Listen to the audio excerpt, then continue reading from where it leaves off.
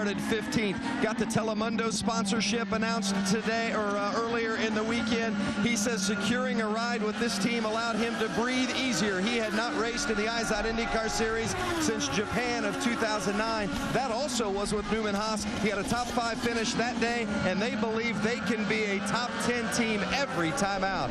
Rick? Let's talk about J.R. Hildebrand. He signed with Panther back in December. John Barnes watched him during the course of the season. Remember, he did 2 IndyCar races. Felt he was a gutsy driver, but they wanted to have a test at Phoenix International Raceway first. They did that, and by noon, they decided he was their man. Just from what they saw on the track that morning, they knew he was the gutsy driver that they were looking for. As a result, he's in the car. He's had 6 solid tests, and now he so far seems to be having a good, solid run today. Right behind him is Vitor Mira in A.J. Foyt's car, and the thing missing today is A.J. Foyt. A.J. Foyt, they discovered he had one of his arteries 95% blocked. The good news is they were able to fix it by putting a stent in without having to do a full bypass. But as a result, he's not here. Larry Foyt is here calling the shots. Vitor Mira having a bit of a frustrating day, but considering how it could have been for A.J. Foyt, it's not bad. Vince? Danica Patrick running 12th, and certainly has been an adventurous day for her. They've changed the front nose assembly on that car twice today.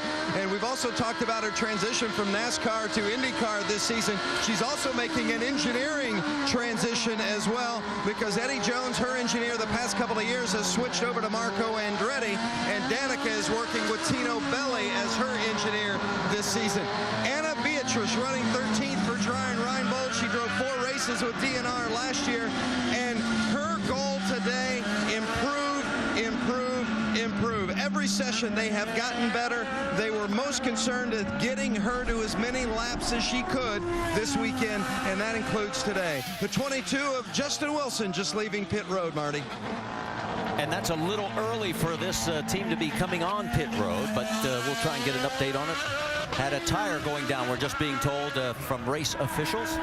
So he goes back to the alternate reds, so he will get back out on track. He's still on the lead lap. You know, you were mentioning Anna Beatrice. She turned 30 back on March 18th.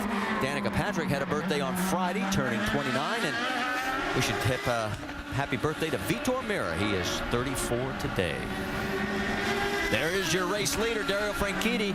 He doesn't have a birthday today, but he might be eating the cake at the end of this one. He's 1.7 seconds ahead of Will Power and Tony Kanaan. There they are in second and third here at the Honda Grand Prix of St. Petersburg.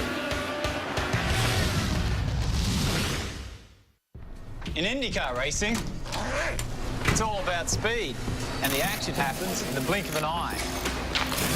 So you need something that helps you keep up, like IndyCar Mobile from Verizon. It lets you keep pace with in-race audio, up to the second leaderboards, highlights, and even driver tweets. Download it now! Before the season passes you by!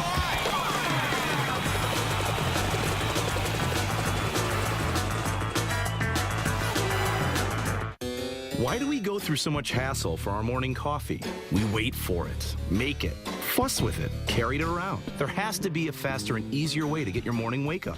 There is. 5-Hour Energy. It's the morning wake up you don't have to make, wait for, or hassle with. And it really works. Just open it up and knock it back. That was fast and easy.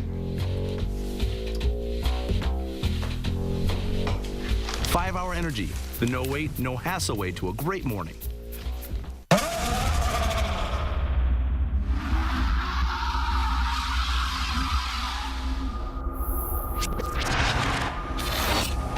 There's a reason why. In 5 years of powering every car in the Indianapolis 500 race, not a single Honda engine has failed. It's not the parts we make them from. It's the part we put in to every Honda.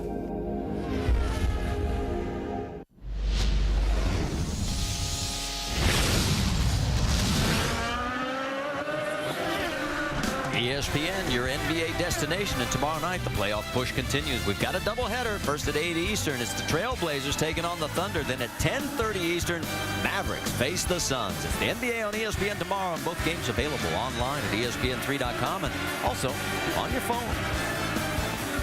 We've knocked down 58 of 100 laps here at St. Petersburg, this 1.8-mile street course. Our race leader on the right-hand side of your screen, streaking away, is Dario Franchitti, 1.7 seconds ahead of Will Power and Tony Kanaan. And there he is going around Anna Beatrice, a little slower traffic.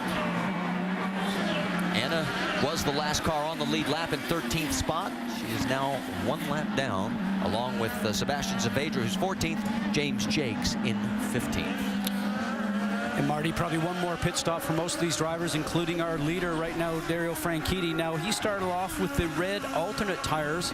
He has now since gone to black. That means he gets to choose whether he wants to use red or black for the next segment. I have noticed that Simona Di Silvestro seems like she's fallen off the pace when she went from red to the blacks. She also has the option, because she's now used one of each. Maybe she'll become quicker. But the most important part is the guy that right now that is running third, Tony Kanaan. He's used reds for both segments. He just have to use blacks. Maybe he might lose speed in the last portion. Well, did you see how much ground Dario was able to pick up? Because there is James Jakes. He is giving way. He's 2 laps down now, but Anna Beatrice and James slowed up second and third, Will Power and Tony Kanaan. And there you see the top 5 on the lower left side of your screen. And Tony's going to have a look on the inside. He knows that pit stops are coming up soon. He knows he wants to get past Will Power ahead of him.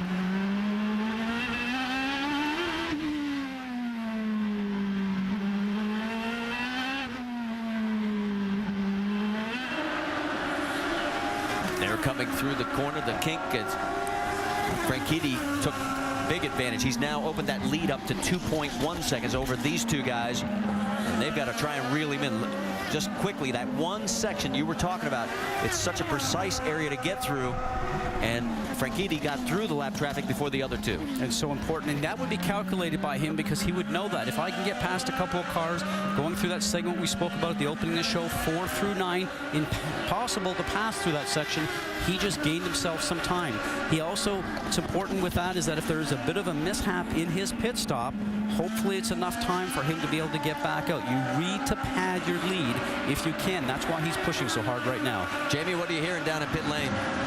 Well, I'll tell you what, when you look at Dario Franchitti's record here at St. Pete, he is having a great day. Before this race, he had only led 18 laps here and has never won. Today, he's led all but 4 laps. And Scott, you were talking about the strategy and what to do on this last and final pit stop of the day, what tires to take. Well, these guys don't like to show their hand, but Dario Franchitti's crew, they have a set of red sticker tires on the wall. As far as Will Power, who's behind him, no tires yet.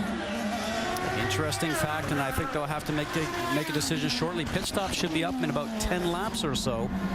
But what Franchitti wants, clear sailing, no yellows, because he doesn't want these guys to pack up behind him. For the second car in the field right now, Will Power, and behind him, Tony Kanaan. If they have a yellow and a restart, it's an opportunity to be able to take a run at Dario Franchitti. Dario's best finish here, 3rd, finished 5th here last year. Now let's check in on Simona Di Silvestro. There she is in 4th. Vince?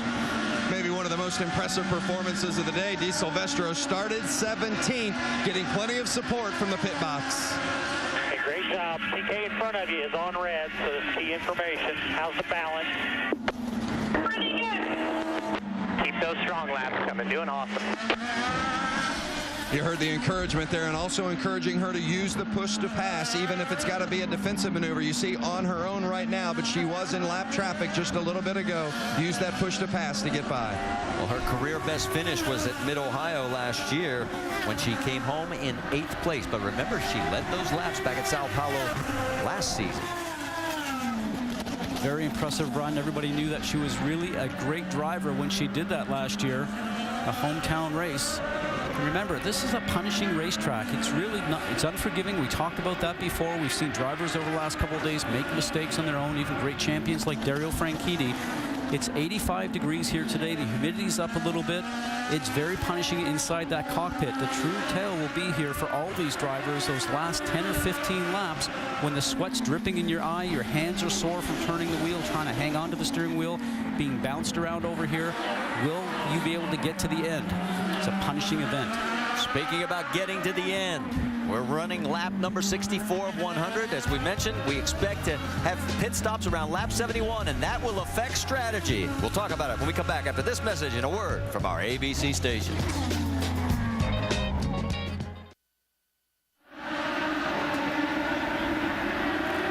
Let's check the motorsports calendar for you because the SummitRacing.com NHRA Nationals with qualifying Saturday at 7 Eastern and the finals next Sunday at 4:30 Eastern. Both those on ESPN.